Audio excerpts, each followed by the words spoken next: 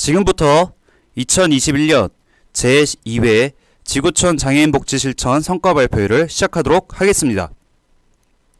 2021년 제2회 체인지 컨퍼런스는 지구촌 사회복지재단 산하 장애인 복지시설인 성남시 율동생태학습원, 용인시 수지장애인 복지관, 지구촌 보호작업장, 화성시 동탄 아르딘 복지관 총 4개의 기관이 연합하여 상호 장애인 복지 실천에 대한 성과를 대내외적으로 공유함으로써 장애인 복지 사업의 질적인 향상 및 유기적인 네트워크를 형성하고 기독교 사회복지재단의 장애인 복지 사역을 선도하는 데 기여하고자 마련되었습니다. 작년에도 코로나19 사태로 비대면으로 진행되었는데요. 올해도 아쉽지만 비대면으로 진행하게 되었습니다. 양해 부탁드리겠습니다. 내년에는 꼭 대면으로 진행되길 기대하며 거리는 멀어져도 마음은 더욱 가까워지는 장애인 복지 현장이 되길 기원합니다. 먼저 지구촌 사회복지재단 이정우 상임이사님의 환영 인사를 영상으로 만나보시겠습니다. 안녕하십니까. 지구촌 사회복지재단 상임이사 이정우라고 합니다. 벌써 작년에 이어서 올해에도 제2회 지구촌 장애인 실천 성과 발표회 체인지 컨퍼런스를 하게 되었습니다. 진심으로 축하드리고요. 저희 지구촌 사회복지재단은 장애인 복지재단으로 출발했습니다. 그래서 더 많은 장애인분들에게 관심을 갖고 따뜻한 응원을 펼쳐 보이고 있었습니다. 작년에 이어 올해에도 저희 지구촌 사회복지재단 산하의 4개의 장애인복지기관에서 그동안 우리가 어떻게 장애인분들을 섬겼는지 또 어떻게 발전해 나갈 수 있는지를 고민하면서 이번에도 컨퍼런스를 준비했습니다. 모처럼 많이 응원해 주시고 격려해 주시고 또 함께 이야기를 나눠 주시고 또 조언도 많이 해 주셔서 이 컨퍼런스를 통해서 우리가 더욱더 장애인분들을 따뜻하게 섬길 수 있도록 많이 응원해 주시기를 부탁드리겠습니다. 감사합니다. 고맙습니다. 네, 장애인 복지 실천에 대한 전문성을 강화하여 조금 더 행복한 삶을 응원하고 지지해 주신 이정우 상임이사님의 환영사에 감사를 드립니다. 다음은 우리 사회복지법인이 지구촌 사회복지재단의 홍보 영상을 만나보겠습니다. 참고로 지구촌 사회복지재단은 내년 20주년을 맞이하고 있으며 발견, 긍휼, 돌봄, 책임이라는 4대 영성 가치를 가지고 민족 치유, 세상 변화의 비전을 꿈꾸며 소외된 이웃을 위한 복지 사업을 행하고 있는 법인입니다. 화면으로 만나보겠습니다.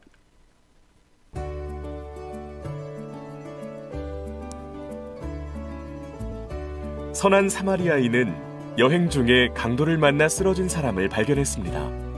모두가 모른 척 지나갔지만 선한 사마리아인은 그를 끝까지 돌보았습니다. 선한 사마리아인은 우리 이웃의 따뜻한 희망이 되었습니다. 지구촌 사회복지재단은 선한 사마리아인의 마음으로 민족 치유와 세상 변화의 사명을 가지고 지역사회를 섬기는 교회 사회복지재단입니다. 우리 재단은 2002년 장애인 복지 사업을 위해 설립되어 도움이 필요한 이웃을 발견하고 긍휼의 마음으로 치유하고자 노력하고 있습니다. 2008년 지구촌 노인복지센터를 시작으로 다양한 복지기관 운영을 통해 우리 이웃의 어려움을 깊이 이해하고 책임을 다하고 있습니다. 건강한 지역사회를 만들기 위해 10여 개의 전문 복지시설을 운영하고 지원합니다. 장애인 한 사람 한 사람의 온전한 자립을 위한 장애인 복지, 어르신의 건강하고 활기찬 노후를 지원하고 생활의 어려움과 외로움을 해소하는 노인복지, 다문화 가족을 비롯한 지역 주민들이 건강한 가정을 이룰 수 있도록 기여하는 지역사회 복지기관이 있습니다. 우리 재단은 그리스도의 사랑을 품고 아름다운 지역사회를 만들어갑니다. 장애인의 욕구와 특성을 고려한 프로그램을 운영합니다. 자립을 위한 훈련 제공 및 취업 연계를 돕고 원활한 일상생활을 위한 치료와 지원 등의 서비스를 제공합니다. 아울러 우리 사회의 잘못된 장애인식을 개선하기 위해 장애인이 직접 전문 강사가 되어 교육을 진행하고 있습니다.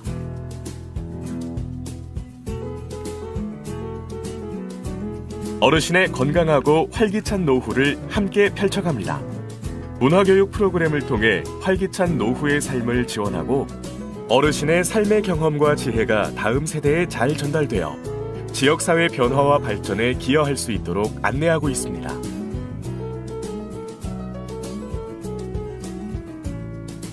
다양한 형태의 가정이 건강하게 세워지도록 지원합니다.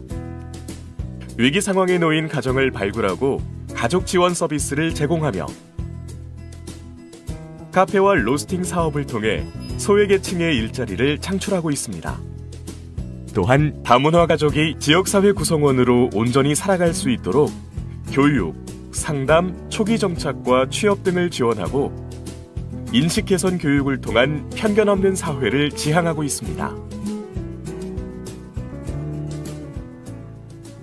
바리스타 시작한 거는 센터에서 자격증 바리스타 학습반이 있어갖고 제가 신청해갖고 지금 배우게 됐습니다. 적응하는데 저희한테는 큰 도움이 되고 많은 용기를 생깁니다. 그리고 나중에 기회 있다면 밖에서라도 멋진 바리스타 되고 싶습니다.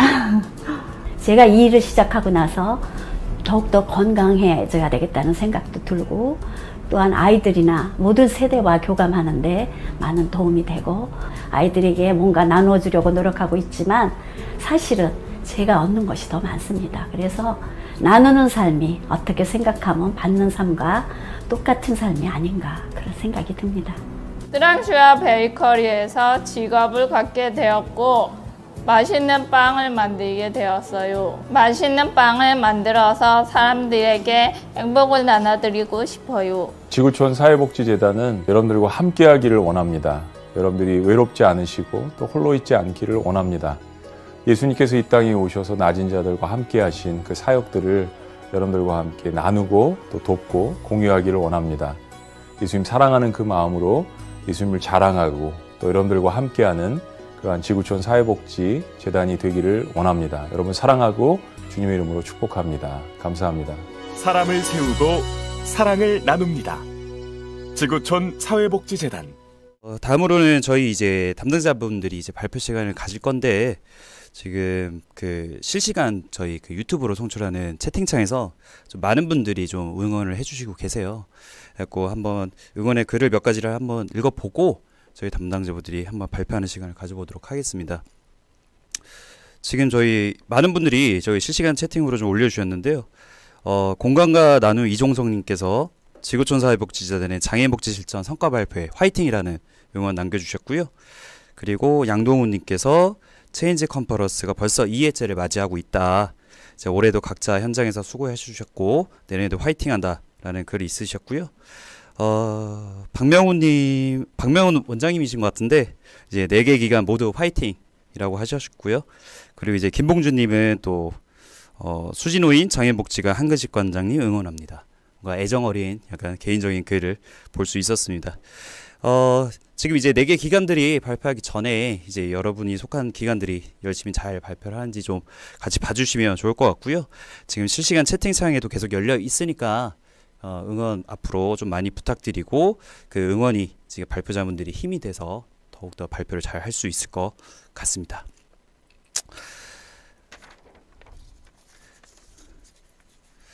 다음은 본격적으로 이제 각 기관별 장애인복지 실천 연구 및 사례 발표를 들어보도록 하겠습니다. 지구촌 사회복지재단 산하 4개의 장애인복지 기관 중 성남시 율동생태학습원의 발표를 먼저 듣겠습니다. 발달장애인 전환교육 영농 프로그램에 대해 이명현 사회복지사가 발표하겠습니다.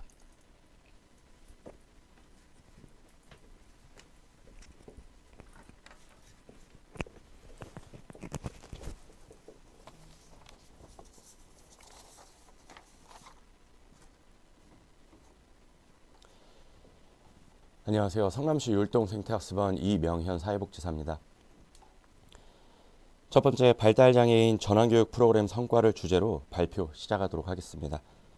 금년도는 영농 프로그램에 대한 만족도 및 양적 성과를 주제로 발표하겠습니다. 또한 자료에 사용된 사진은 이용자 개개인을 보호하기 위해 모자이크 됐음을 안내드립니다. 목차 안내드리면 첫 번째 학습원 소개, 두 번째 시설 안내, 세 번째 영농 프로그램 안내, 네 번째 영농 프로그램 만족도 및 이용 현황에 대해 발표하겠습니다. 성남시 율동생태학습원은 성남시에서 설립하고 지구촌 사회복지재단에서 운영하는 장애인 전환교육 실습장으로 장애인의 전환교육과 지역사회 통합사업을 실시하는 기관입니다. 위치는 분당구에 있는 율동공원 내부에 위치해 있으며 학습원은 발달장애인 전환교육 실습장으로 주 이용자는 성남, 용인, 광주 등 각 지역에서 전환교육을 필요로 하는 특수교육 대상자에게 원예, 영농, 바리스타 전환교육 프로그램을 제공하고 있습니다. 또한 프로그램을 희망하는 다양한 대상층의 욕구에 맞게 비장애인도 참여할 수 있는 일회성 체험 프로그램을 제공하고 있습니다. 학습원은 공원 방문객과 지역 주민들이 관람 및 이용할 수 있도록 개방하여 유리온실과 야외 정원에 계절마다 변화하는 식물을 관리하고 카페를 운영하여 공원 방문객과 지역 주민들이 이용할 수 있도록 하여 장애인식 개선과 사회 통합에 한 발짝 다가가고 있습니다. 학습원은 크게 두 가지의 사업을 하고 있습니다. 장애인의 완전한 자립과 재활을 위한 전환교육 사업과 지역사회를 통해 장애인과 비장애인이 함께 상생하며 장애인식 개선을 위한 지역사회 통합 사업이 있습니다. 우선 전환교육 사업은 유리온실에서 진행하는 원예치료 프로그램, 비닐하우스와 야외 텃밭에서 진행하는 영농 프로그램, 사무동 카페 뜨랑슈아에서 진행하는 바리스타 교육 프로그램이 있고 지역사회 통합 사업으로는 장애인의 날 행사, 경진대회, 기빙아트 행사, 율동 황금마차로 구성되어 있습니다. 두 번째 목차인 시설은 본관, 치료온실, 야외 시설로 구분되어 있으며 본관은 오른쪽 상단에 보이는 사진에서 빨간색으로 표시된 건물입니다. 본관은 50명 정도 수용할 수 있고 실내 행사와 대관 사업을 하는 영상교육실이 있으며 바리스타 프로그램을 진행하는 교육장과 지역 주민이 이용할 수 있는 카페 뜨랑슈아와 학습원 사무실이 있습니다. 전 페이지와 동일하게 빨간색으로 표시된 치료온실은 원예 치료를 진행하는 강의실이 있으며 지역 주민들이 자유롭게 관람할 수 있는 치료 정원이 있습니다. 치료 정원은 원예 치료를 이용하는 장애인과 정원관리 봉사단이 가꾸어 가고 있습니다. 마지막으로 야외 시설은 계절별로 관람할 수 있는 꽃과 식물이 식재된 커뮤니티 야외 정원이 조성되어 있고 영농 아카데미 프로그램을 진행하는 야외 텃밭과 비닐하우스가 있습니다. 세 번째로 영농 프로그램에 대해 안내 드리겠습니다. 영농 프로그램은 작물 재배 기술을 교육하고 학습원 인근 영농 관련 업체에서의 실습을 통해 농업기술 역량 강화와 사회성을 향상시키며 비장애인을 대상으로 일회성 프로그램을 운영하여 좁은 공간을 활용한 베란다 텃밭 활동을 통해 심신의 안정과 여가 활동을 제공하고 있습니다. 영농 프로그램은 특수교육 대상자 또는 장애인복지기관이 정기적으로 주 1회, 요일과 시간을 정해 진행하는 정기 프로그램 영농 현장 실습, 영농을 통해 취업할 수 있는 영농 관련 시설 견학과 간접적 직업 체험을 할 수 있는 현장 실습, 성남 시티 투어나 어린이집 등 비장애인을 대상으로 일회성 프로그램을 진행하는 체험 프로그램으로 구분하여 진행하고 있습니다. 정기 프로그램은 학습원에 있는 야외 비닐하우스와 야외 정원의 텃밭에서 전문적이고 체계적인 영농 활동을 진행하며 프로그램 시간은 60분에서 90분으로 최대 15명 이내의 인원에게 프로그램 담당자와 자원봉사자가 함께 프로그램을 진행합니다. 현장 실습은 정기 프로그램 참여 이용자를 대상으로 성남 지역에 위치한 영농 관련 업체와 연계하여 1시간 정도 업체에서 하는 업무를 체험함으로써 이용자들에게 직업 체험의 기회를 제공하고 있습니다. 체험 프로그램은 장애인과 비장애인을 대상으로 일회성 프로그램을 진행하며 좁은 공간을 활용할 수 있는 베란다 텃밭을 교육하여 재배가 쉬운 작물을 소재로 프로그램을 진행합니다. 영농 프로그램에서 하는 농작물 재배 활동은 농작물에 따라 키우는 시기가 정해져 있어 1년 동안 재배할 작물을 정하여 연간 프로그램을 계획합니다. 이에 따른 정기 프로그램의 시기별 내용은 텃밭에 작물을 심기 전 퇴비 섞기와 잡초 제거 등 준비 작업을 진행하며 씨앗을 모종으로 만들기 위해 씨앗 심기 작업을 하고 씨앗 심기 방법에 따라 솎아주기 작업을 진행합니다. 모종으로 만든 작물은 준비된 텃밭에 아주 심기하여 작물에 물주기, 비료주기, 병충해 예방, 작물 관찰일지 작성을 교육 및 실습하여 재배하면서의 모든 과정을 참여하고 다 자란 작물을 수확하는 순서로 프로그램을 진행합니다. 코로나19로 인해 외부 활동과 집합 활동이 불가능한 상황에서 프로그램 참여 욕구를 간접적으로 해소하기 위해 비대면 프로그램을 개발하여 진행하고 있습니다. 비대면 프로그램은 온라인 줌 프로그램을 활용하거나 교육 자료를 학습원 블로그에 업로드하여 각 학교나 기관에서 학습하는 방법, 영농활동 키트를 제작하여 키트를 활용하는 영상을 제작하여 각 기관에서 체험할 수 있도록 진행하고 있습니다. 현재는 출입 인원 제한과 백신 접종 여부에 따라 대면 프로그램과 비대면 프로그램을 병행하여 프로그램을 진행하고 있습니다. 네 번째로 학습원은 2013년부터 진행된 영농 프로그램을 위해 야외 공간에 높임 화단을 조성하여 영농 프로그램을 진행하였고, 높임 화단을 추가로 제작하여 지속적으로 프로그램 장소의 변화를 통해 프로그램 참여자의 만족도를 향상시키고 있었습니다. 야외 높임 화단을 통해 영농 프로그램을 진행할 당시 비와 눈 등 기상의 악화로 프로그램에 많은 제약이 있었지만 2015년 6월 비닐하우스 설치를 통해 날씨의 제약 없이 프로그램을 진행하여 이용자들의 만족도를 높였고, 비닐하우스의 모든 면을 열고 닫을 수 있는 개폐 기능을 추가하여 이용자들에게 쾌적한 환경의 프로그램 장소를 제공하였습니다.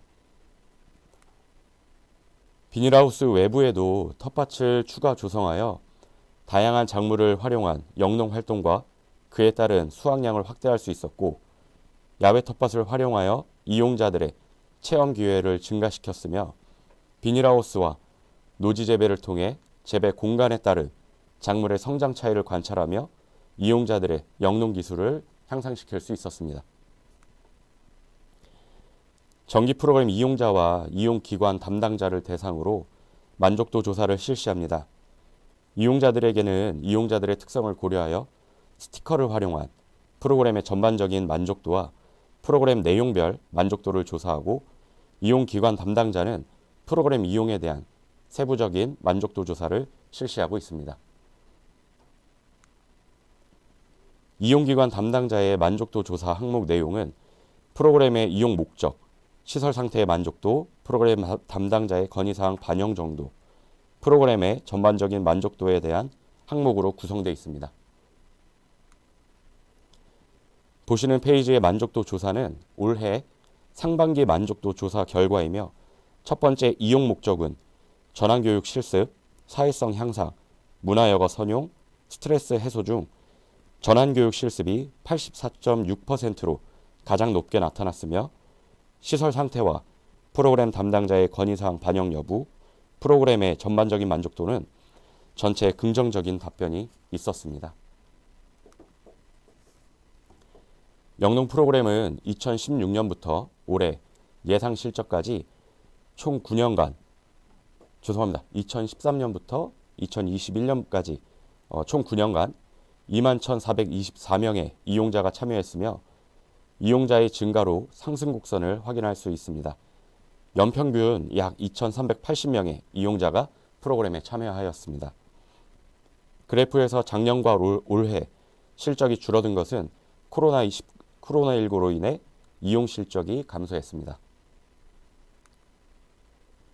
여기까지 학습원에서 영농 프로그램을 통한 이용자들의 만족도와 양적 성과 발표를 마무리하며, 학습원은 사회복지 가치를 바탕으로 전문적 전환교육을 통해 장애인이 행복한 일상을 추구하는 전국 최초의 발달장애인 전환교육 실습장입니다.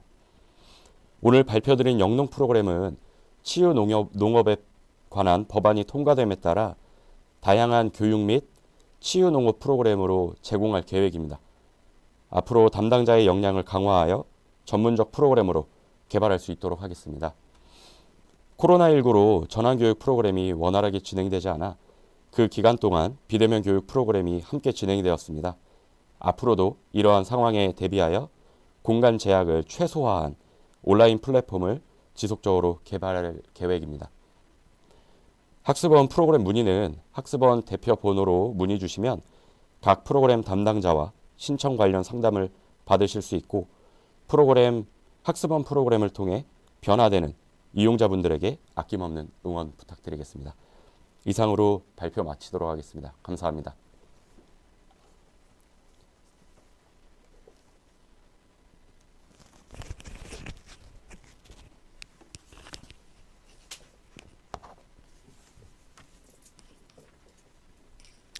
네, 발표 감사드립니다.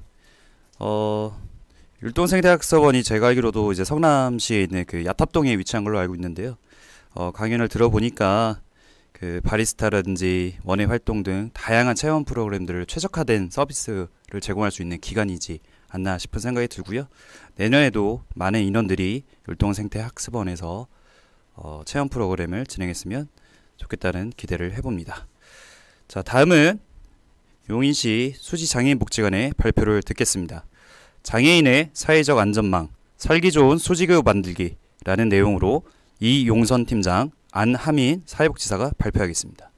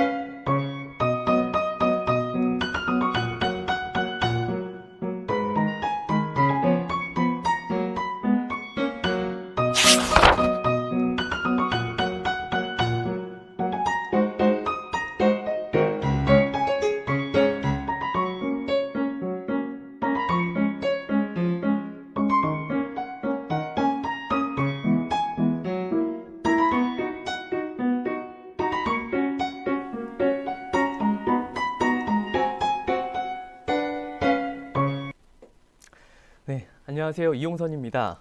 영상 잘 보셨나요? 그러면 바로 발표를 시작하도록 하겠습니다. 오늘 발표 순서는요. 작년도 마을 만들기 리뷰를 시작으로 마을 만들기 실천편을 준비했습니다. 마을 만들기를 어떻게 진행하고 있는지, 그리고 저희 복지관이 지역 조직화 담당자를 통해 어떻게 돌아가고 있는지 들어보도록 하고요. 그리고 마을 만들기 사례를 살펴보도록 하겠습니다. 끝으로 작년과 마찬가지로 저희 장애인복지관에서 마을 만들기가 어떻게 진행되고 있는지 저의 결론과 제언으로 마무리 짓도록 하겠습니다. 작년도 영상을 보시면 더 좋겠지만 마을 만들기 개념을 제가 속성으로 짚고 넘어가도록 하겠습니다. 먼저 마을 만들기는 첫 번째 특색 있는 마을로 조성하는 사업이고요. 두 번째로는 개성 있고 독창성이 있는 마을로 창조하는 과정입니다. 그리고 세 번째로는 주민의 삶의 질을 향상시키는 것을 목적으로 하고 있습니다. 그렇다면 이런 이론적인 얘기 말고 용인시 수지장애인복지관만의 마을 만들기가 왜 필요했는지에 대해서 제가 하나씩 설명드리도록 하겠습니다. 첫 번째로는 수지구 지역적 특성입니다. 용인 수지에는 종합사회복지관이 없습니다. 그래서 자원을 연결해주고 주민들이 서로 소통할 수 있는 연결지점을 만들어서 저희 복지관이 그 역할을 대신 수행하고자 합니다. 그리고 두 번째로는 고위험 장애인 당사자의 선제적 조치입니다. 우리 수지구 지역의 모든 장애인을 저희 복지관에서 그 위험에 대처를 할 수 없습니다. 이런 경우에는 시민들이 이러한 위험에 대신 대처해 준다면 당사자를 위해서 즉시 대처하는 방법으로 인해서 깊은 위험에 대처할 수 있을 것이라고 생각됩니다. 네, 세 번째는 주민 리더의 발굴입니다. 주민 리더의 변화가 지역의 인식 변화의 태동이라고 생각합니다. 의식의 성장이 지역 돌봄의 구체적인 실현을 만들 수 있을 것입니다. 그리고 네 번째, 지역의 관심과 지역의 복지 욕구 해소입니다. 배드타운으로 구성된 이 수지 지역에는 지역에 대한 관심이나 애정이 그렇게 높지 않습니다. 그런 지역에 애착이 생기면 주민들이 지역의 복지 욕구를 해소하고 그리고 그것을 위해서 발벗고 노력할 수 있습니다. 작년에 제가 정주성에 대해서 말씀을 많이 드렸는데요. 내가 이 지역에 오래 살겠다라고 하는 생각이 있다라면 이 지역에 더 좋은 마을을 만들기 위해서 노력할 것입니다. 네, 그리고 다섯 번째, 장애 당사자의 권리 옹호적 측면입니다.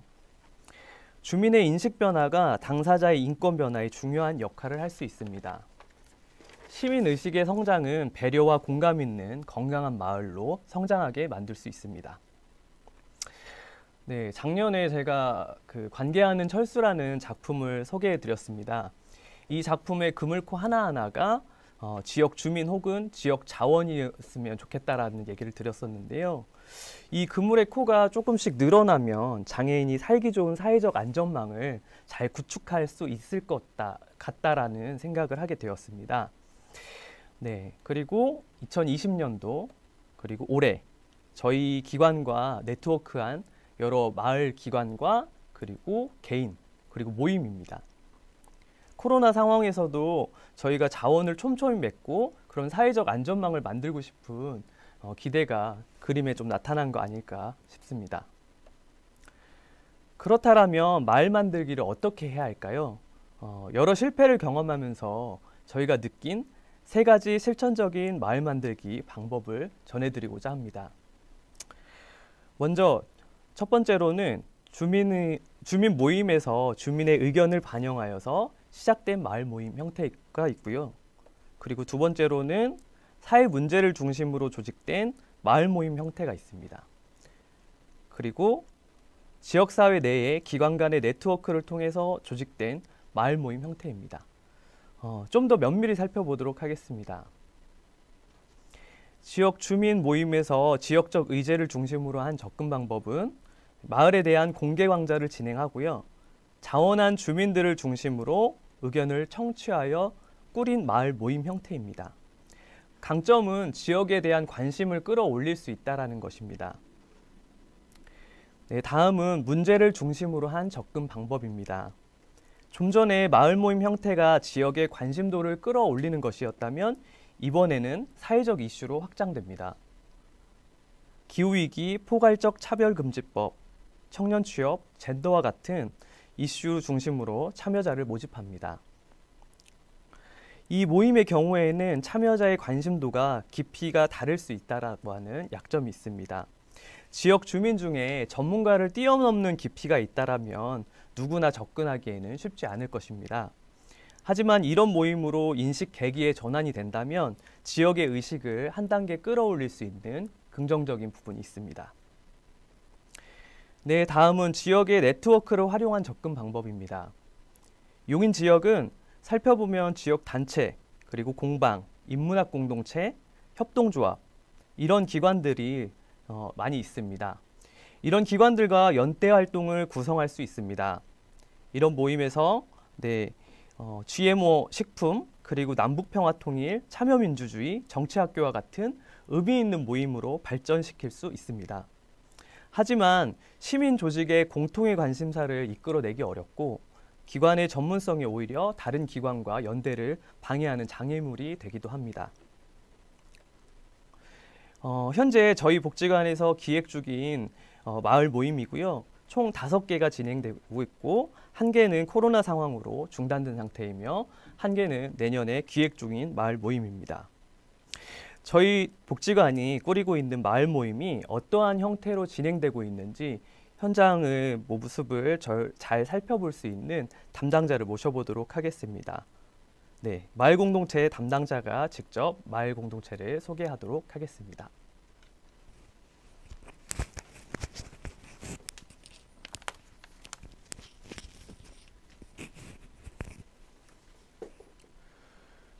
네, 안녕하세요. 지역 조직화 사업을 담당하고 있는 안하민 사회복지사입니다. 제가 이제 2019년부터 조직화 사업을 담당하면서 지금까지 참여했던 그리고 참여하고 있는 마을 활동들을 소개하도록 하겠습니다. 먼저 담너머 마을학교가 있습니다. 담너머 마을학교는 2017년부터 이어진 모임인데요. 2020년쯤에 한 주민분이 먼저 이제 제안을 해주셨습니다. 우리만의 책을 만들어 보는 게 혹시 어떨까요? 이 제안을 따라서 바로 담너머 마을학교만의 이제 책을 만들기 시작했습니다. 이제 1년 동안 이제 글쓰기 교육을 받고 글을 직접 쓰고 마침내 담너머 함께보기 완성되었습니다. 그리고 인근에 있는 니트나무 도서관에서 이렇게 출판 기념회까지 진행했습니다. 올해는 조금 더 업그레이드를 해서 이제 시집에 도전해보자 라고 해서 이제 담너머 함께북 2의 출판을 앞두고 있습니다. 다음은 풍덕천일동 상상마을 추진단입니다. 여기 같은 경우에는 2019년에 이제 거리 환경 개선을 위해서 마을 화단을 제작을 했고요. 올해는 이제 저소득 가정의 주거 환경 개선 활동을 진행했습니다. 주민들이 이제 직접 가정에 방문을 하면서 어떤 어려움이 있으신지, 어떤 도움이 필요하신지를 이제 물어보고 다 같이 모여서 그럼 우리가 어떤 걸 도울 수 있을까 논의를 진행했습니다. 그 논의 내용을 바탕으로 이제 직접 가정에 방문해서 이렇게 환경 개선 활동을 진행을 했고요. 특히 이번에 기억에 남는 분 중에 하나가 이번에 지원을 받으신 저소득 가정 중에 하나가 제가 자주 가는 카페 바로 맞은편에 거주하시는 분이셨습니다. 그분이 말씀하시기를 여기에 이제 홀로 오게 된 지 꽤 오래됐는데 이렇게 도움의 손길을 받은 것은 이번이 처음이었다. 너무 감사하다 라고 말씀하셨어요. 이 말씀을 들으면서 진짜 이렇게 마을 돌봄이 주민들이 함께하는 마을 돌봄이 더욱더 활성화되어야 되지 않겠나라는 생각도 들었습니다. 다음은 용인기후행동입니다. 용인기후행동은 이제 용인시 내 기후 환경에 관심이 있고 또 활동을 하는 이제 시민단체와 기관들로 이제 구성된 모임인데요. 먼저 여기 속한 분들은 이제 문탁 네트워크, 용인 YMC, 한살림, 용인 환경정의와 같은 분들이 계십니다. 올해 첫 번째 활동으로는 이제 사진에 보시다시피 이제 시민들에게 기후위기 경각심을 알리는 캠페인을 진행을 했고요. 돌아오는 다음 주에도 한 번 더 이제 환경 캠페인을 진행하기로 했는데 이번에는 조금 더 기후 환경에 관심 있는 주민들이 신청까지 받아서 더 확대해서 진행할 예정입니다. 다음은 수지청년 공동체입니다. 이 모임은 이제 청년 취업이랑 책이라는 공통적인 관심사를 가지고 모인 모임인데요. 여기에 모인 한 사람 한 사람이 이제 진행자가 돼서 내가 이번에 이런 책을 읽었는데 이 책에서는 이러한 것을 내가 느꼈고 내가 이런 질문이 들었는데 혹시 어떻게 생각하세요? 이런 이야기를 진행을 하고 또는 이제 내가 관심 있는 이제 인권 아니면은 기후위기, 청년 취업과 같은 사회적 이슈에 대한 생각을 나누기도 했습니다. 그리고 이렇게 이야기를 하는 거에서 그치는 것이 아니라 직접 이렇게 밖에 나가서 플로깅 활동을 하기도 하고 플라스틱 챌린지를 하면서 아 이게 이래서 문제구나 라는 걸 체감하는 시간도 가지기도 했습니다. 한 청년은 이번에 이렇게 모임을 참여하면서 오히려 친구나 이제 가족들에게 말하지 못하는 고민들, 예를 들어 뭐 내가 청년 취업 같은 거나 아니면 인간관계에서 오는 갈등들 이런 거를 얘기할 수 없었는데 여기 와서 이런 걸 좀 털어놓고 오히려 체험을 받을 수 있었던 모임이었다라고 말하기도 했습니다. 다음은 AAC 마을 만들기입니다. 아무래도 이제 발달장애인 같은 경우에는 의사소통에 어려움이 있습니다. 그렇기 때문에 지역사회를 이용할 때 이제 의사결정을 해야 되는데 여기에 필요한 충분한 정보를 얻기도 어렵고 의사소통에 어려움이 있기 때문에 좀 이용하는 게 어려움이 있습니다. 그렇기 때문에 저희는 이제 발달장애인 분들이 마을 안에서 갈 수 있는 곳들을 조금 더 많이 생겼으면 좋겠다라는 마음에 이렇게 AAC를 제작하는 활동을 시작했는데요. 먼저 이제 카페, 관공서 그리고 이제 카페와 관공서 이제 같은 곳을 방문하면서 AAC가 어떤 것인지를 좀 설명을 드리고요. 이제 각 장소의 특성에 맞게 AAC를 진행을 했습니다. 근데 이걸 진행을 할 때 이제 주민들이 먼저 이거는 좀 이런 식으로 표현하면 어떨까요? 아, 이건 좀 별론데 이런 식으로 좀 더 표현하면 좋을 것 같아요. 라고 설명을 먼저 적극적으로 해주셔서 더욱더 재밌게 만들 수 있었지 않았나 생각이 좀 들고요. 만든 후에는 이렇게 실제로 이제 활용을 할 때 어려움은 없는지, 조금 더 보완할 부분은 없는지 이제 모니터링을 진행하기도 했습니다. 다음은 우리 동네 전시의 이웃기웃입니다. 이거 같은 경우에는 올해 처음 시도한 사업인데요. 아시다시피 발달장애인 분들 중에서는 이제 미술 영역에 특히 이제 재능이 있으신 분들이 계십니다. 그래서 저희는 이제 발달장애인 미술 교육 전문 기관인 아틀레이 플레이 투게더를 연계를 해서 이제 발달장애인 분들 중에서 재능이 있으신 분들을 좀 찾고 이분들에게 교육을 진행했습니다. 그 후에 이제 카페에 찾아가서 마을에서 열리는 전시회를 한번 열어봅시다 라고 제안을 했고요. 그렇게 전시회가 열리고 이제 작품으로 만드는 굿즈를 이제 판매를 하고 이제 시민들에게 직접적으로 이제 작가를 후원하고 싶은 분들에게 후원금을 받아서 그 돈을 모아서 이제 작가분들에게 지원을 해드렸고요. 앞으로도 이제 작품 활동을 한 사람의 작가로서 계속 지속할 수 있도록 지원을 했습니다. 이번에 저 인터뷰를 진행하면서 가장 좀 마음에 와닿고 특히 이 사업 전체를 좀 관통하는 내용의 이제 피드백이 있었는데요. 그 내용은 카페라는 일상에서 문화로 이웃을 만날 수 있어서 너무 좋았습니다. 라는 말이었습니다. 그 외에도 이렇게 한살림 조합원 분들 그리고 동천마을 네트워크 같은 이제 주민단체랑 함께 활동을 하면서 이제 어떻게 하면 이 마을에서 모두 함께 살아갈 수 있을까라는 이제 교육을 이제 자녀와 부모가 함께 들을 수 있는 우리 함께 살아볼래를 진행했고요. 또 주민들이 직접 만든 먹거리를 장애인 당사자분들과 나누기도 하면서 이렇게 주민들과 연대를 하면서 진정한 의미의 마을 돌봄을 할 수 있었지 않았나라는 생각도 들었습니다. 네, 그럼 이것으로 지금까지 그리고 앞으로도 계속될 마을의 이야기를 마치겠습니다.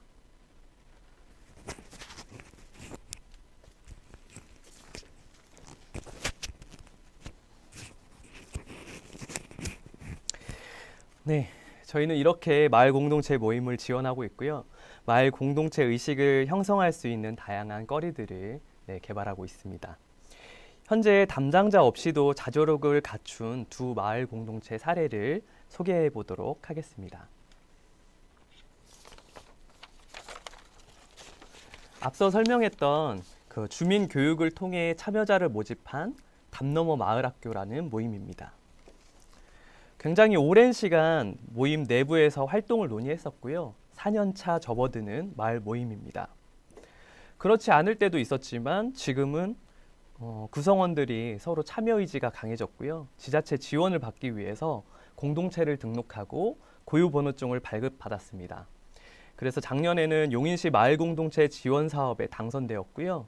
첫 해에 당선되었을 때는 씨앗기로 지원 비용을 활용하여서 담너머 함께북이라는 에세이집을 발간했습니다. 그리고 올해에는 2년차 성장기에 당선되어서 500만 원을 지원받았습니다.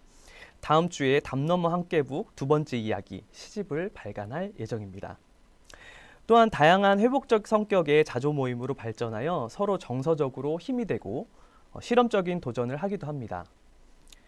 내년에는 시민들과 함께하는 사진 전시회와 시간은행이라는 아이템으로 세대 간의 교류를 위한 도전을 준비하고 있습니다. 담너머 마을학교의 약점으로 보면 회원의 연령 차이에서 오는 활동 선정의 어려움이라는 것입니다. 그럼에도 폐쇄성보다는 확장성이라는 긍정적인 효과가 있습니다. 왜냐하면 지역 주민 5명이 함께할 시기에도 조금 더 다른 주민분들과 인원을 확대하여서 활동했으면 좋겠다라는 제안이 있었고 10명으로 확대되었습니다. 그리고 지역에 거주하는 시각장애인 당사자에게도 참여를 함께 했으면 좋겠다라고 하는 도움을 주었고요. 이 모임은 지역의 정서적인 교류를 할 수 있는 회복적인 모임으로 이제는 기능하고 있습니다. 네, 다음은 풍덕천 일동 상상마을 추진단입니다. 지역사회 보장협의체를 중심으로 구성된 마을 공동체 모임으로요. 마을의 풀뿌리 주민들로부터 모임이 시작되었습니다. 그래서 지역에 대한 이해도가 굉장히 높고요. 자원 연계가 굉장히 풍부합니다. 또한 동주민센터와 연결되어 있어서 홍보 효과도 뛰어납니다. 그리고 관의 지원이 있다 보니까 일의 추진력이 굉장히 빠르게 진행되는 효과가 있습니다. 하지만 공공기관 주도로 마을 만들기의 의미가 퇴색될 수 있습니다. 왜냐하면 주민 주도의 활동인데 관이 주도하다 보니 주민분들의 자조력이 상실될 수 있거든요. 또 잦은 조직 개편으로 담당자가 교체되어서 활동의 어려움에 자주 직면하기도 합니다. 그럼에도 풍덕천 일동 상상마을 추진단이 맞춤형 지원 사업으로 올해 지역의 저소득 가정의 주거 환경 개선 활동을 진행하였습니다. 불이 들어오지 않거나 싱크대가 고장나서 물이 역류하는 다세대 주택에서 아파트 관리사무소와 같은 역할을 하였습니다. 이 가정들은 기초생활수급권자나 차상위 계층이 아닌 일반 저소득으로 복지 사각지대에 노출된 주민들이었습니다. 정책적으로 해소되지 못하는 이런 복지 사각지대 발굴을 주민이 발벗고 나서서 이런 어려움을 해결한다는 것에서 지역 돌봄이 가능하다는 것을 깨닫게 되었습니다. 네, 활동 사진이고요. 이 두 모임이었습니다. 이렇게 두 모임은 이제 저희의 간단한 도움으로 스스로 활동이 가능해졌고요. 장애인이 살기 좋은 수지구 만들기를 위해서 다양한 기관들이 이렇게 참여하고 있고, 그런 모임들이 점점점 확대되고 있습니다. 이런 모임들이 다양한 아이템으로 마을 모임을 디자인하고 있고요. 저희들과 함께 새롭게 새로운 아름다운 마을을 만들기 위해서 기획을 참여하고 있습니다. 현재는 2017년도에 비해서 7곳이 늘어났고요. 제가 이 교육을 준비하면서 이 발표를 준비하면서 마을 주민분들이 추천해 주신 영상이 하나 있었습니다. 마을 주민이 추천해 주신 영상의 제목은 여기 나와 있듯이 얀겔의 위대한 실험이라고 하는 다큐멘터리였습니다. 이 다큐를 보니까 굉장히 인상적인 말이 있더라고요. 그래서 한번 소개해 볼까 합니다. 사람들이 문을 닫아버리면 생명력과 자유는 사라집니다. 인간을 살찌우는 건 사람들과의 만남입니다. 좋은 도시들은 그런 모습이 있습니다. 뉴욕의 도시재생 관련자의 인터뷰가 우리 마을 만들기와 맞닿아 있는 것 같습니다. 끝으로 결론 및 제언을 말씀드리도록 하겠습니다. 뉴욕의 센트럴파크라는 곳은 교통의 혼잡을 뚫고 대안으로 만들어진 공원 중에 하나입니다. 도시의 건축가들은 공원이 건설해서 서로 사람들이 소통하고 대화하는 공간을 만들고자 했습니다.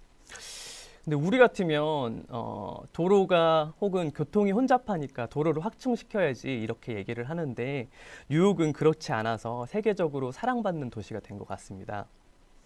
우리도 이런 좀 위대한 도전을 시작해 보았으면 좋겠습니다. 코로나 시국에 오히려 사람들을 만나서 그들의 이야기를 듣고 그들의 방식으로 복지를 구현할 수 있다면 우리가 살고 있는 동네가 조금 더 멋진 곳이 되지 않을까 생각합니다. 이것으로 저의 발표를 마치도록 하겠습니다.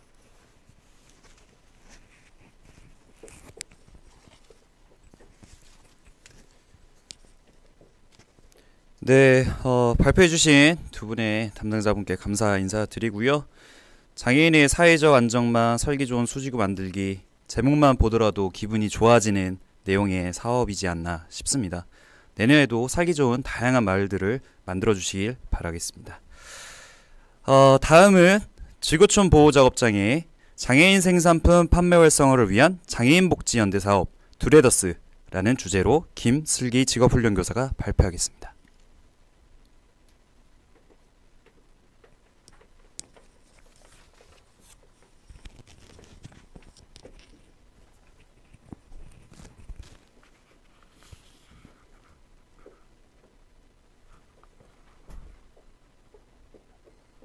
네, 안녕하세요.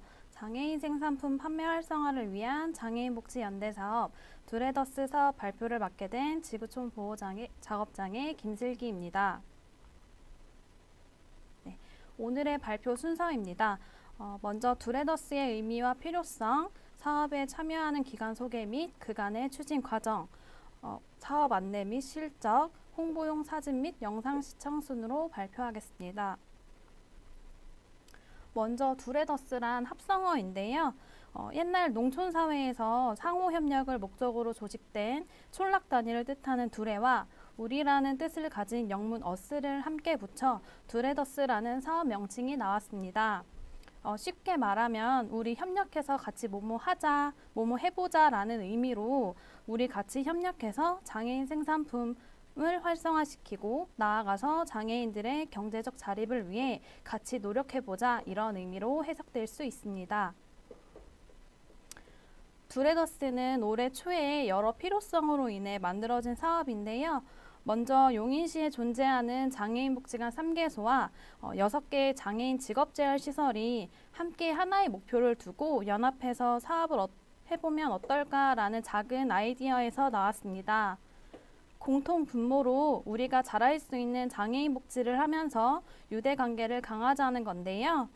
두레더스를 통해서 각자 다른 강점들을 가지고 있는 장애인 복지관과 장애인 직업재활시설이 강점들을 활용해서 시너지 효과를 내고 유대관계를 증진하고자 하였습니다. 두 번째는 장애인 생산품 판매 촉진 및 판로 확대입니다. 코로나19로 인해 장애인 직업재활시설들이 침체기를 겪고 있는데요.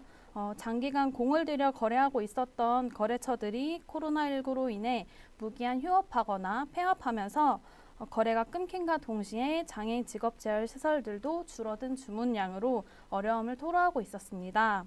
이에 인적 인프라가 풍부한 장애인 복지관과 협력해서 장애인 생산품 판매를 촉진하고 나아가서 판로 확대를 위해 노력하고 있습니다. 또한 장애인 직업재활시설들은 장애인 생산품 판매 수익이 장애인의 급여로 나가기 때문에 장애인 생산품 판매가 활성화되면 자연스레 장애인들에게 소득이 생기고 그에 따른 경제적 자립을 도모할 수 있기에 이 사업이 더 중요했습니다. 더불어서 비장애인들에게는 인식 개선의 효과를 노리고 있었는데요. 장애인 생산품이 결코 질이 낮거나 완성도가 떨어지지 않는다는 것을 이번 사업을 통해서 다시 한번 보여드리고 싶어서 이 사업을 추진하게 되었습니다. 저희 두레더스 사업은 총 10개 기관이 협력해서 만든 연합사업입니다. 먼저 용인시청, 용인시 관내 장애인복지관 3개소, 그리고 용인시 관내 장애인 직업재활시설 6개소가 총 협력해서 이 사업을 이끌어 나가고 있습니다. 그래서 두레더스 로고를 만들 때 이런 연합사업의 의미를 좀 더 담아보면 어떨까라는 생각을 하면서 로고를 만들어 봤는데요. 앞에 로고를 보시면 나무 기둥은 용인시, 그리고 9개의 나뭇잎들은 장애인 복지관과 장애인 직업재활시설들을 의미하고 있습니다. 두레더스 사업은 총 10개의 기관이 연합해서 만든 사업이라고 말씀을 드렸는데요. 연합 사업이긴 하나 실질적으로 두레더스를 운영하고 있는 관리하는 주체는 유니르 베이커리 카페입니다. 유니르는 용인시 기흥구 동백동에 위치해 있고요. 용인시 관내의 장애인 생산품들을 공동으로 판매하고 전시하는 기능을 하고 있습니다. 두레더스 사업에서 유니르는 장애인 직업재활시설들과 두레 멤버들 사이의 허브 역할을 하고 있으며 현재는 지구촌 보호작업장에서 베이커리 카페 형식으로 운영 중에 있습니다. 여러 기관이 협력해서 사업을 운영하고 있는 만큼 기관별 수행 업무가 나뉘어져 있는데요. 먼저 사업의 운영 주체인 유니르 베이커리 카페는 온라인에서도 용인시 관내 장애인 생산품을 구매할 수 있도록 온라인 판매 체계, 즉 쇼핑몰을 개설을 해서 운영 중에 있습니다. 또한 유니르가 장애인 직업재활시설들과 두레 멤버들 사이에서 허브 역할을 하고 있는 만큼 주문권이나 배송 체계 관리는 유니르에서 하고 있으며 두레 멤버들에게 여러 이벤트 그리고 각종 정보 제공, 활발히 활동하는 멤버에게는 어떤 보상을 줄 것인지 보상 체계를 마련하는 업무를 하고 있습니다. 네, 다음 용인시청에서는 용인시장님을 두레더스 멤버 1호 명예회원으로 추진하는 업무를 하였고요. 두레더스 사업의 예산 확보 및 지원을 해주고 계십니다. 그리고 각종 방송사나 공공기관의 홍보 협조를 요청하는 업무를 하고 계시는데 실제로 이번 두레더스 사업에 SBS 뉴스, MBN 뉴스, SK 브로드밴드, 기남방송, KTV 국민방송 등 여러 방송사에서 두레더스 사업에 관심을 가지고 촬영해 주셨습니다. 다음은 장애인복지관입니다. 장애인복지관은 풍부한 인적 인프라를 활용해서 사업 홍보 및 두레 멤버 모집에 앞장서 주셨습니다. 또한 올해 7월에 진행되었던 두레더스 사업 발대식을 총괄하여 진행해 주셨고 모집된 두레더스 멤버들을 대상으로 사업 설명회 형식의 교육을 진행하는 등 다양한 업무에 앞장서고 있습니다. 장애인 직업재활 시설입니다. 장애인 직업재활 시설에서도 이용장애인의 보호자나 거래처, 자원봉사자, 후원자 등에게 두레더스 사업을 홍보하고 두레 멤버 모집 활동에 참여하였습니다. 또한 장애인 생산품의 질 향상에 꾸준히 논의하고 두레더스 사업을 통한 주문을 위해서 물량 확보에 노력하였으며 주문이 들어왔을 때 어떻게 납품을 할지 오프라인 배송 체계에 대해서 구축하고 논의하여 생산품 판매가 원활하게 이루어질 수 있도록 협조하고 있습니다. 다음은 사업의 추진 과정입니다. 먼저 올해 초 코로나19의 장기화로 인해서 장애인 직업재활 시설들이 꾸준히 거래해오던 거래처들이 무기한 휴업하거나 폐업하게 되면서 주문량이 대폭 감소, 이에 따른 장애인들의 소득에도 문제가 생깁니다. 줄어드는 주문량으로 장애인들의 일감이 감소되어 경제적으로 어려움을 느끼게 되어 장애인 생산품 판매 활성화에 대한 필요성이 대두되었습니다. 이에 장애인 복지기관들이 모여 연합회의를 하게 되고 3월 두레더스 TFT가 구성되었습니다. TFT는 발대식 전까지 총 7번의 회의를 진행하였고요. 6월에는 사업 설명회 형식의 교육을 진행을 하였고 7월에는 사업 발대식을 진행하면서 두레더스 사업이 본격화되기 시작했습니다. 발대식 이후에도 TFT는 주기적으로 만나면서 회의를 진행하고 있고요. 12월에는 평가회의와 송년 행사를 앞두고 있습니다. 사업의 추진 과정에 대해서 조금 세부적으로 말씀드리려 합니다. 먼저 3월에 구성하였던 TFT는 용인시청 관계자 1명, 장애인복지관 3명, 장애인 직업재활시설 4명으로 총 8명으로 구성되었습니다. 발대식 전까지, 즉 3월에서 6월까지는 2주에 한 번 회의가 진행되어서 6회까지 진행되었고 7월부터 12월까지는 한 달에 한 번 회의를 진행하여 총 12번의 회의를 진행할 예정입니다. 다음 6월에 진행되었던 두레 멤버 대상의 교육입니다. 기흥 수지 권역과 처인 권역으로 2번에 나눠 교육이 진행되었는데요. 두 권역 모두 6월 30일에 권역별 30명의 두레 멤버들을 대상으로 교육을 진행하였습니다. 많은 분들이 시간을 내서 참석해 주셨고 두레더스 사업에 많은 관심을 가지고 돌아가셨습니다. 두레더스 교육 사진입니다. 네, 다음은 발대식인데요. 발대식은 7월 5일 용인시청 컨벤션홀에서 진행이 되었고 코로나19 거리두기 단계에 따라 최대 수용 인원이 99명까지 가능하여서 99명의 두레 멤버분들이 참석해 주셨습니다. 자료의 사진들은 포토존에서 용인시장님과 장애인 직업재활 시설장님들, 두레 멤버님들, 그리고 두레더스 TFT 원들이 함께 모여서 찍은 사진입니다. 네, 발대식 진행 사진이고요. 용인시장님이 두레더스 1호 명예회원으로서 명예회원증 전달 사진입니다. 그리고 두레 멤버들을 대표해서 선언문을 낭독하는 모습입니다.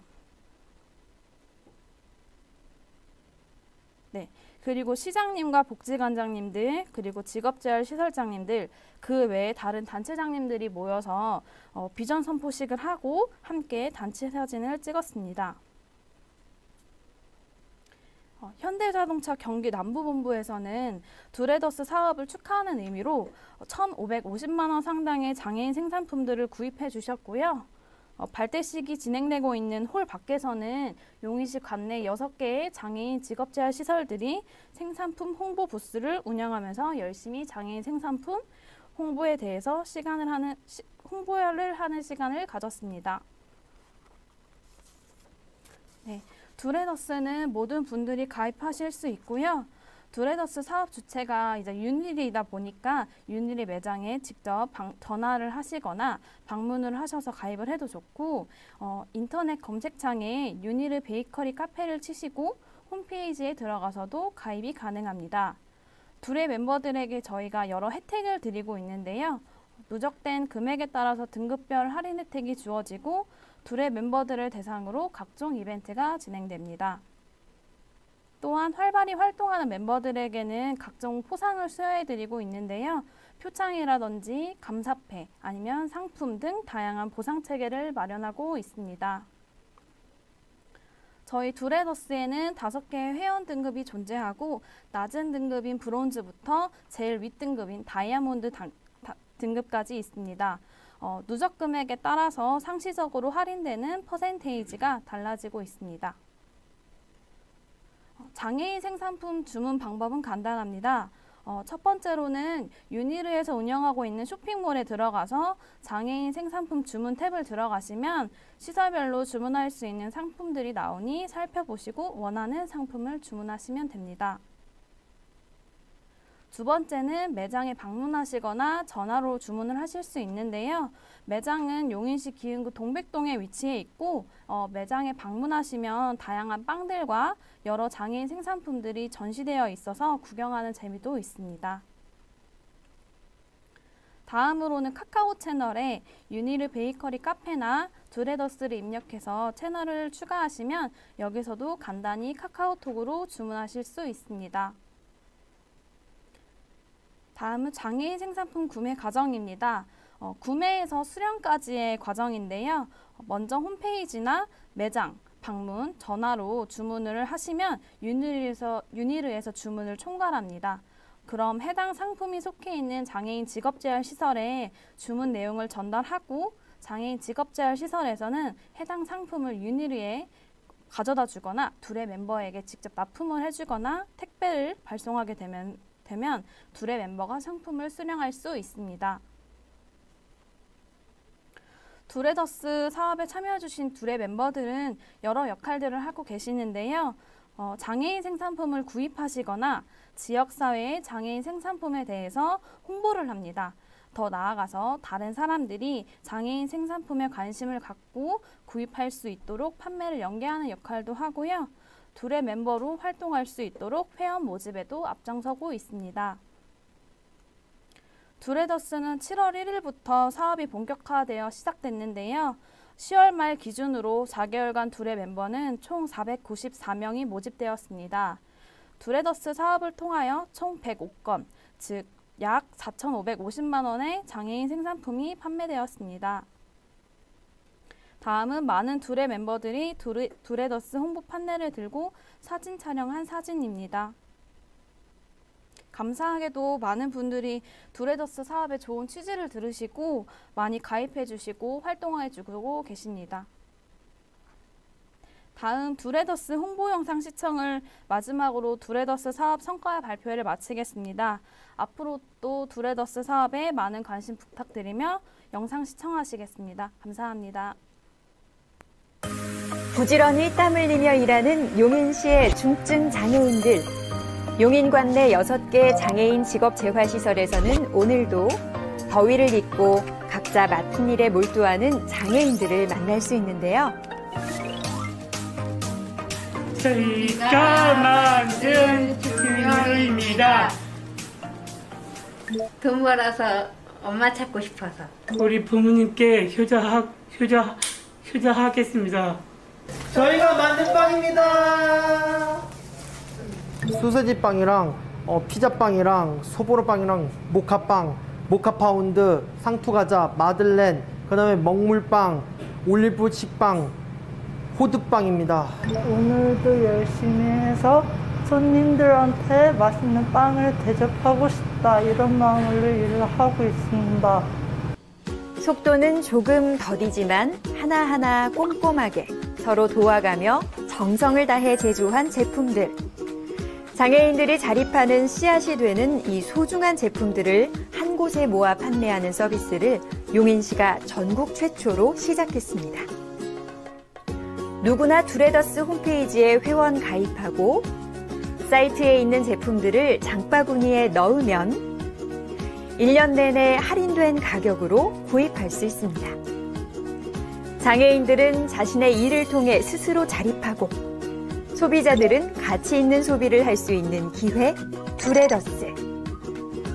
장애인과 비장애인의 벽을 넘어 우리가 함께라면 더 좋은 세상을 만들어갈 수 있습니다. 두레더스 함께해요. 함께해 주실 거죠? 네, 발표 감사드리고요. 또 제가 알기로는 용인시가 그 장애인 생산품 판매 활성화를 위해서 해당 시청, 그다음에 장애인 복지관, 직업재활 시설 3개의 기관들이 연합해서 했던 사업은 최초라고 들었는데요. 그것만으로도 큰 의미가 있지 않을까 싶고요. 내년에도 장애인 생산품 판매 활성화를 위해서 노력해 주시면 감사할 것 같습니다. 자, 이제 마지막 발표만을 남겨두고 있는데요. 저희가 이제 발표가 모두 종료가 되면은 그 Q&A 시간을 가지려고 해요. 그래서 지금까지 이제 들었던 발표 내용 중에 뭐 궁금하신 부분 아니면 좀 알았으면 하는 내용 부분들 실시간 채팅으로 남겨주시면 저희 마지막 발표 끝나고 Q&A 시간을 가질 테니까요. 끝까지 시청해 주시고요. 끝까지 이제 관심 가져주시길 바랍니다. 자, 그럼 마지막으로 화성시 동탄 아르딘 복지관의 우당탕탕 장애인 복지관 사람 중심 실천 조직 입문기라는 주제로 구자연 팀장이 발표하겠습니다.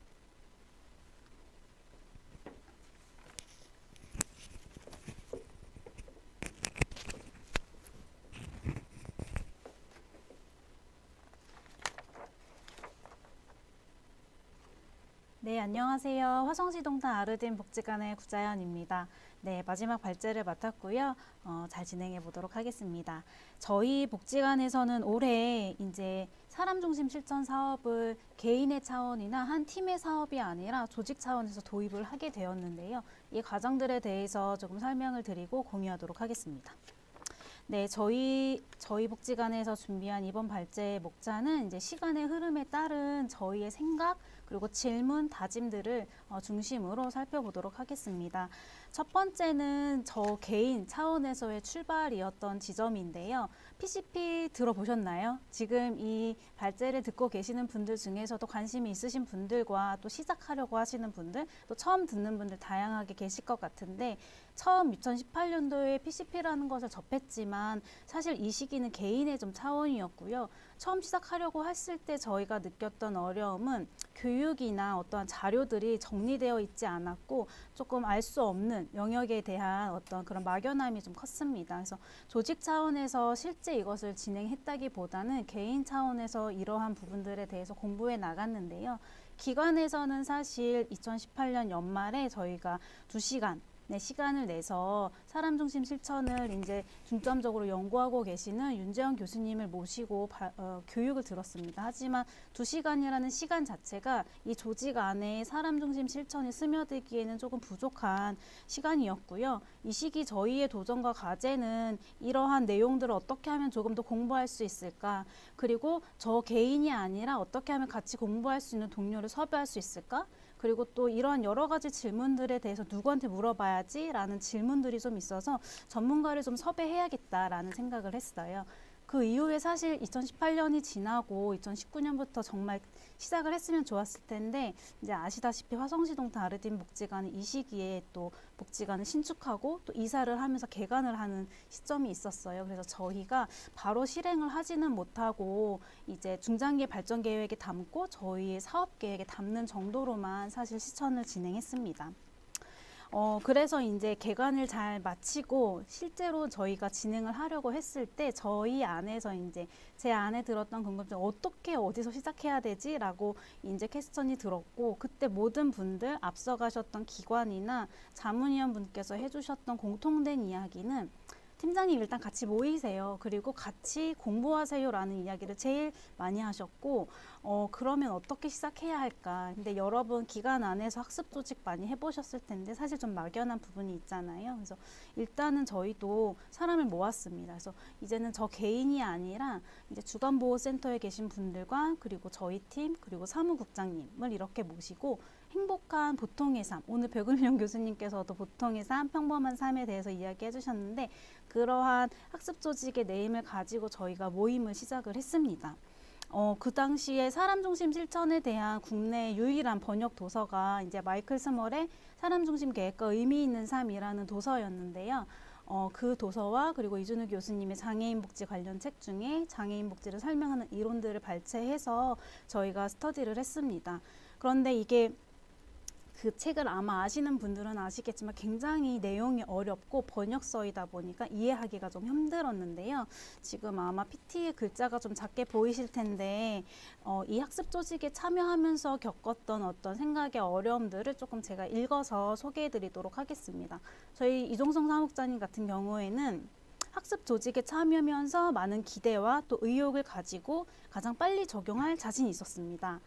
사람 중심 생각, 그러니까 PCT부터 시작을 해야 하는데 PCP로 바로 가고 싶은 욕심을 내려놓는 게 너무 힘들었습니다.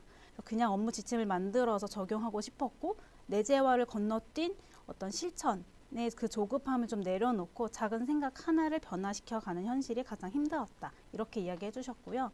저희 장애인 재활 상담사로 근무하고 계시는 훈련반을 맡으셨던 대리님께서는 담당자가 목표를 설정하는 기존의 방식에서 또 당사자 중심으로 진행하는 방식을 새롭게 접하면서 스스로가 갖고 있는 편견이나 틀을 좀 깨는 것, 그거 안에 내가 갇혀 있다라는 것을 인정하고 변화시켜 가는 게 어려웠다. 그리고 이 책이 번역서인 데다가 개념 자체가 외국 사례들로 이해를 하려고 하다 보니 학습 자체가 쉽지 않다. 이게 과연 우리나라에서는 적용이 가능한 것인가 의문도 들었고 한국판 PCP 실천의 사례들이 궁금해졌다라는 이야기들을 좀 해주셨습니다. 이 시기에 더불어 사실 진행했었던 사업이 하나 있었는데요. 저희가 20년에는 발달장애인 미래설계 시범사업을 진행을 했었습니다. 처음에 성민복지관의 평생가정 설계 과정을 제가 수료를 하면서 이것을 한번 해보면 좋겠다라는 생각은 했지만 기간의 여러 사정상 저희가 평생가정 설계 그대로 도입하기엔 무리가 있었고 국립특수교육원에서 나왔던 미래설계 자료를 저희가 활용을 좀 했는데요. 사실은 이 PCP가 무엇인지도 잘 모르는 그 시점에 이 활동들을 하면서 지금 돌이켜보니 이게 PCP였구나 라는 것을 사실 알게 됐어요. 왜냐하면 이 미래설계 사업의 내용 자체가 당사자 자녀, 그러니까 보호자분들의 발달장애인 자녀가 어떤 것들을 더 선호하는지, 어떤 것들을 좋아하고 어떠한 꿈을 갖고 있는지, 일상을 어떻게 보내길 원하는지에 대한 굉장히 당사자 중심의 질문들이 많은 활동인데요. 이 활동을 할 당시에는 사실 이게 PCP인가? 라는 생각을 잘 못하고 사실은 했는데 이것이 다 마친 후에 이제 어머니들의 소감을 좀 들어보니 이러한 질문들과 활동을 하는 것만으로도 보호자의 관점이 바뀔 수 있구나라는 것을 좀 알게 됐는데 이 역시 소감을 제가 좀 읽어드리도록 하겠습니다. 막상 졸업을 하고 나니 그 결과가 아무것도 없었어요. 여태까지는 적당히 작업장에 가서 일을 하고 취미 여가를 즐기면 되겠지라고 생각했었어요. 미래 설계에 참여하면서 훈민이가 좋아하는 것을 해야지라는 생각으로 제 생각이 확 바뀌어 버렸어요. 훈민이가 좋아하는 것을 해야만이 자기 미래에 조금 더 쉽게 다가갈 수 있겠다는 생각이 들었어요. 하고 싶은 일과 해야 할 일에 더해 정확하게 경계가 생겼어요. 복잡한 생각이 한쪽으로는 정리가 돼서 한편으로는 무겁지만 한편으로는 가벼워진 시간이 되었습니다. PCP에서 상당히 중요하게 다루고 있는 하고 싶은 것과 해야 하는 것의 균형을 어머니가 스스로 발견하셨다는 대목을 좀 소감을 보면서 이게 PCP 활동이 맞았구나라는 생각을 이제 좀 하게 됐었는데요. 저희가 학습 조직도 하고 미래설계 시범 사업도 했지만 이 단계에서 저희의 고민은 배운 것과 그리고 실제 실천을 하고 있는 것 사이에 사실 연결고리가 좀 없었다는 거예요. 그래서 모르고 실천을 하기도 했었고 알지만 실제 실행이 되지 않는 좀 그런 어려움들이 좀 있어서 저희가 21년도에는 이것을 조금 더 적극적으로 공부하고 실천해보자라는 계획을 사업계획서 안에 담게 됩니다. 그래서 2021년이 됐을 때 저희가 PCT라는 것을 접하게 돼요. PCP는 사람 중심 실천 또는 사람 중심 계획이라고 저희가 사용하고 있는 단어지만 PCT는 PCP를 하기 위한 생각의 변화 그리고 관점의 변화를 이끌어내는 다양한 도구와 기술들에서 배우는 훈련인데요. 이 PCT에 대한 훈련을 좀 추천을 받게 되었고 저희가 올해 1월에 하루에 3시간씩 총 6일을 직원 중에 22명이 참여해서 수료를 하게 됩니다. 사실 기관 차원에서 모든 업무를 스탑하고 이렇게 올인해서 집중하는 연수를 참여하는 것이 쉽지 않았지만 저희 직원분들께서 잘 참여를 해주셨고 무사히 수료를 하게 됩니다. 하지만 이제 모든 교육이라고 하는 것이 이제 뒤돌아서면 잊어버릴 것 같고 배운 것을 어떻게 적용해야 하는 그런 생각들이 있잖아요. 그래서 마찬가지로 그런 생각이 좀 있었고 저희가 이 연수를 끝내면서 그냥 이 교육이 교육으로 끝나서는 안 되겠다. 그래서 비슷한 사업을 하시는 분들끼리 좀 그룹핑을 했어요. 그래서 이것을 잊지 않고 우리가 계속 기억하고 또 실천하면 좋겠다. 그래서 보시는 바와 같이 모든 22명의 직원들이 다 그룹에 들어가게 됩니다. 관장님과 사무국장님 그리고 모든 팀장님들이 다 포함이 되었고요. 전 부서가 참여하고 8개 팀과 9개 모든 사업을 다 포함시켰습니다. 그리고 각 그룹의 그룹장 분들을 신입 팀장님들로 좀 세웠어요. 근데 이제 신입 팀장님들의 어깨가 너무 무겁기 때문에 학습 조직에 참여해서 PCP에 대한 선경험이 있었던 슈퍼바이저들을 각 그룹장님들에게 멘토로 붙여드렸습니다. 그리고 저희가 각 그룹이 이제 총 12번의 모임을 했는데요. 6회기의 교육의 그 흐름을 따라서 똑같이 다시 한번 반복 학습을 합니다. 그리고 나서 내가 배운 것들을 내 사업에서 이렇게 적용해야지 라는 적용점을 도출해서 그것들을 어떻게 적용할 것인가에 대한 모임을 하면서 이제 나누게 되는데요. 사실 이 시기에는 저희가 조금 고민이었던 부분들이 우리가 배웠지만 교육을 배웠지만 실제 적용하려고 보니까 이런 괴리가 있구나. 어디서 어떻게 시작해야 되지? 라는 고민들이 조금 있었습니다. 그래서 이 시기에는 선생님들이 뭘 하나라도 하고자 할 때는 그래 좋아요 이렇게 저희가 격려해주고 할 수 있다고 이렇게 공감해주는 그런 과정들이 좀 있었던 것 같고요. 그 다음으로는 저희가 일단 해보자 라는 단계로 접어들었어요. 그래서 일단은 모이고 일단 적용하고 정리하고 나누자. 근데 사실 이 단계가 저희가 지금까지 밟아왔던 가중에 제일 어려웠던 시기가 아니었나라는 생각이 들어요. 고민이 많았고 그리고 같은 그룹 안에서 고민들을 나누고 있지만 사실은 그 고민들이 다 비슷한 고민인데 어느 누구 하나가 명쾌하게 그것은 이렇게 해야 돼 라고 답을 주기가 좀 어려웠던 거예요. 왜냐하면 저희의 학습 수준이 이제 비슷했거든요. 그래서 그런 고민들이 좀 있었습니다. 하지만 각 과정마다 저희가 PCT의 도구 중에 하나인 포플러스1이라는 도구를 활용을 해서 좀 다 기록으로 좀 남기는 과정이 좀 있었고요. 이 활동을 하면서 저희 그룹장이었던 한 팀장님은 좀 어려움을 이렇게 이야기해 주셨었는데 그룹 모임을 하면서 팀 사업의 특성상 그룹 서비스가 많다 보니 한 사람에 대해 집중하는 게 어려웠습니다. 또한 이제 본인이 이제 그룹을 이끌어 가야 되다 보니 이제 혼자 끙끙 앓고 있을 때도 많았습니다. 이렇게 얘기해 주셨고 과정에서 본인이 그룹장으로서 충분한 피드백을 제공할 수 있을지 또 잘 진행해 나갈 수 있을지에 대한 어떤 의문들이 들었습니다. 라고 좀 이야기를 해주셨고요. 아까 말씀드렸던 저희가 정리를 해 나갔던 방법은 이제 사람 중심 생각의 도구 중에 하나인 4+1, 4 더하기 1이라는 질문을 활용해서 정리를 좀 해봤는데요.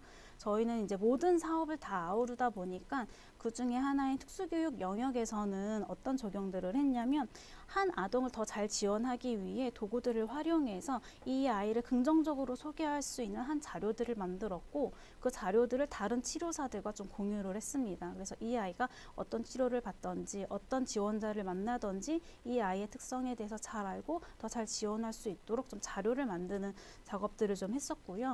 그리고 또 다른 영역인 이제 지원 고용과 현장 훈련 파트에서는 저희가 이제 취업자분의 루틴과 일상 에 대해서 조금 대화를 시도를 했고요. 취업을 계속해서 잘 유지할 수 있는 팁들을 좀 얻게 되었습니다. 그래서 이분이 취업 유지를 위해 몰랐던 직장 내에 좀 어려움이 있었던 관계 개선도 저희가 지원을 할 수가 있었고, 하루에 일과 중 근무를 잘할 수 있기 위해 아침 루틴을 어떻게 설정하면 좋을지에 대한 팁들도 얻을 수 있었습니다. 그래서 PCT 훈련을 통해 알게 된 도구들을 조금 활용을 했었던 시기였고요.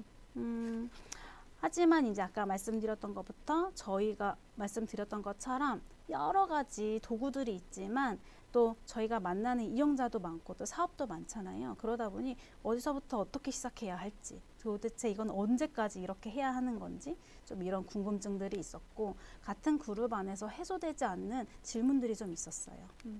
그래서 제가 이 시기에 제일 많이 들었던 질문이 이거 맞아요, 팀장님? 이거 어떻게 하는 거예요? 이거 맞는 거예요? 이런 질문을 되게 많이 들었거든요. 그래서 한 5개월 정도 이렇게 학습을 하고 또 모임을 하면서 안 되겠다. 선생님들이 지치지 않고 좀 장기적으로 잘 가기 위해서는 우리가 조금 이걸 왜 하는지 다시 재정비를 할 필요가 있겠다라는 생각들을 좀 하게 됐습니다. 그래서 제가 선생님들과 개별적으로 만나고 이것들에 대한 이야기를 좀 나누기로 했는데요.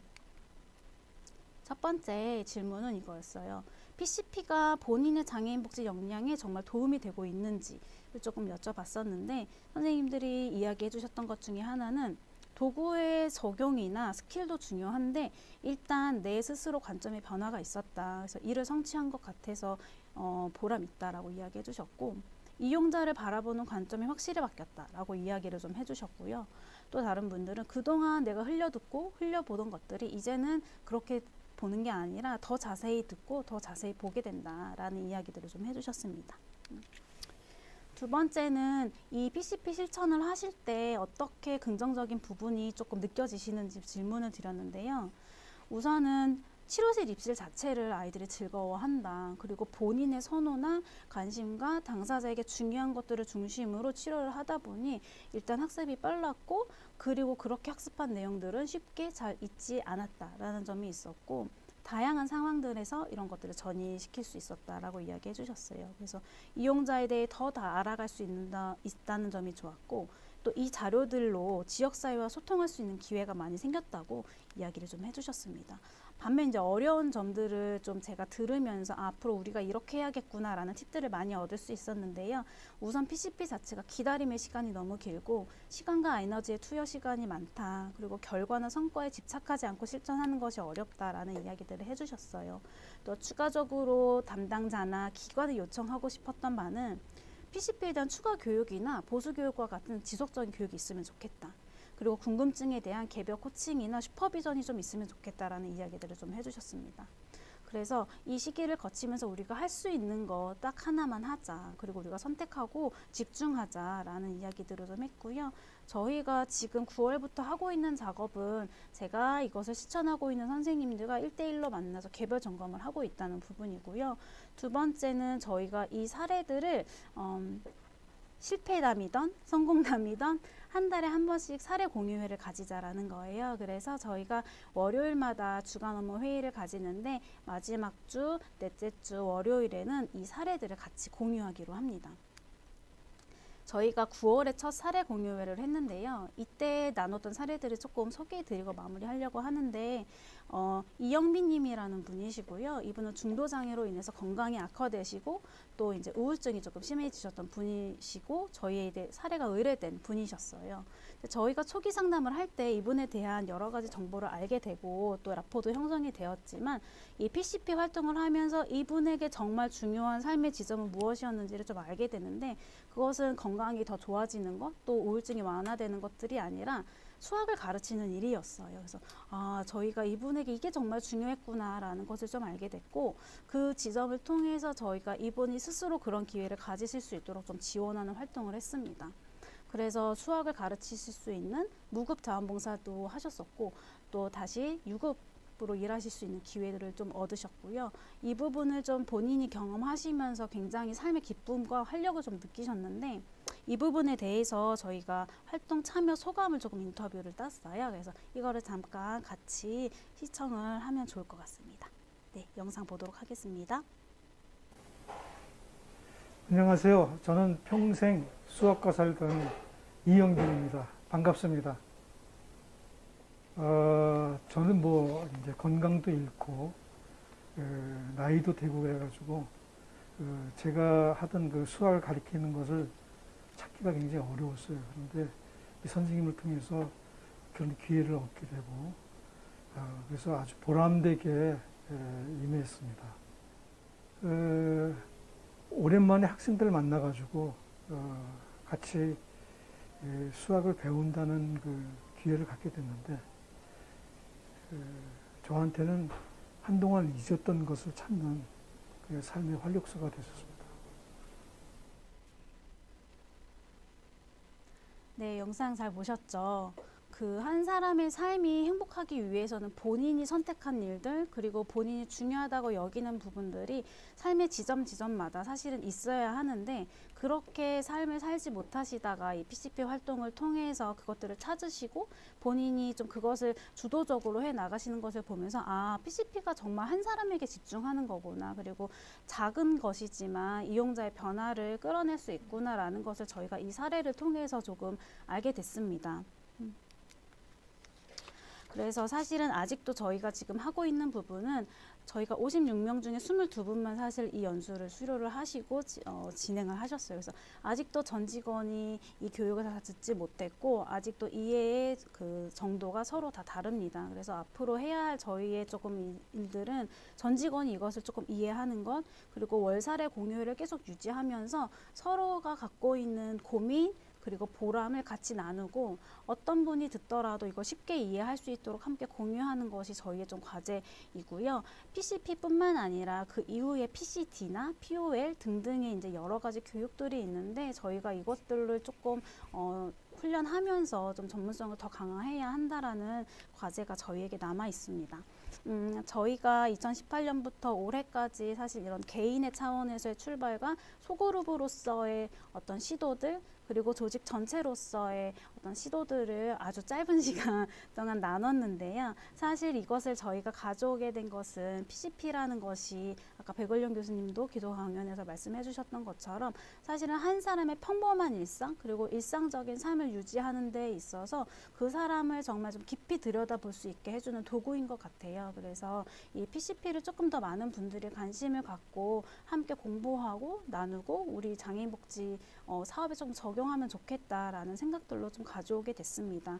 2022년에는 저희 기관도 계속해서 실천을 하겠고 또 각 사업마다 이제 좀 반영을 해둔 상황이라서요. 계속해서 열심히 잘 실천하고 또 더 좋은 것들로 이제 나중에는 또 공유할 수 있는 시간이 있으면 좋겠습니다. 네, 이것으로 저희 기관의 발제를 마치도록 하겠습니다. 감사합니다.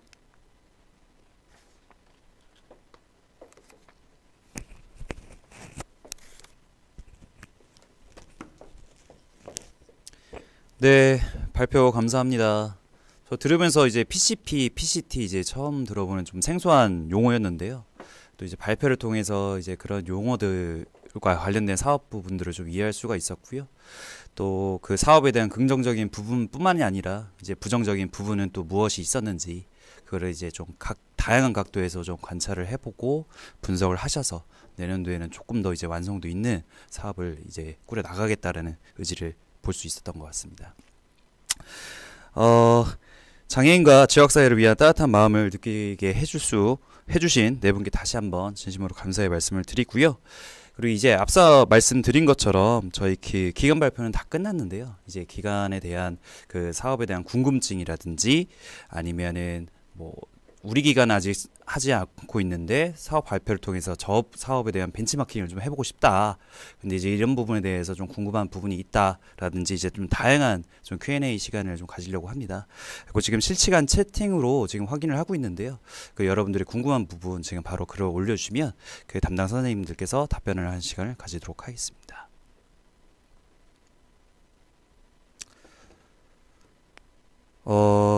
네. 실시간 채팅 부분은 없어서 저희가 뭐 다른 이제 궁금한 부분이 있겠지만 다른 소통 창구 이제 각기 기관에 좀 뭐 필요한 부분이 있으면 뭐 질문이나 좀 그런 문의 사항을 주시면 좋을 것 같고요.